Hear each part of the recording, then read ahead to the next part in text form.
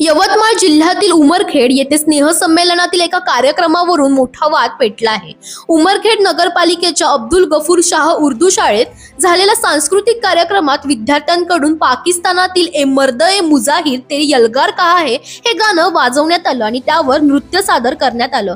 संबंधित गाण्यावर भारतात बंदी असल्याचा दावा करण्यात आला असून या गाण्यातून युद्धासाठी चिथावणी दिली जाते असा आरोपही तक्रारीत करण्यात आला आहे। या प्रकरणी भाजपचे नगरसेवक गोपाळ कलाने यांनी पोलिसात तक्रार दाखल केली। त्यांनी असा दावा केला की या गाण्याला पाकिस्तानमध्ये राष्ट्रीय महत्त्व असून 1962च्या भारत-पाक युद्धादरम्यान त्याचा वापर करण्यात आला होता। शालेय विद्यार्थ्यांकडून अशा प्रकारचं गीत सादर करून घेणं हे देशविरोधी कृत्य असून सार्वभौम तत्वाविरोधात भावना निर्माण करणारे आणि सामाजिक आर्थिक तेढ निर्माण करणारे आहे असं त्यांनी म्हटलं आहे। तक्रारीची दखल घेत पोलिसांनी चौकशी केली आणि त्यात तथ्य आढळल्याचं सांगण्यात येत आहे। त्यानंतर 12 फेब्रुवारी रोजी उमरखेड पोलीस ठाण्यात शाळेचे मुख्याध्यापक अन्सार उल्ला खान अब्दुल मन्नान खान आणि नृत्य रचना करणारे शिक्षक मोहम्मद फिरोज आशाजी यांच्या विरोधात फौजदारी गुन्हा दाखल करण्यात आला आहे।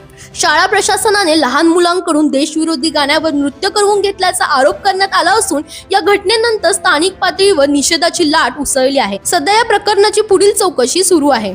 दरम्यान तुम्हालाही अशीच माहिती हवी असेल तर इंडिया लीडरला फॉलो करायला विसरू नका।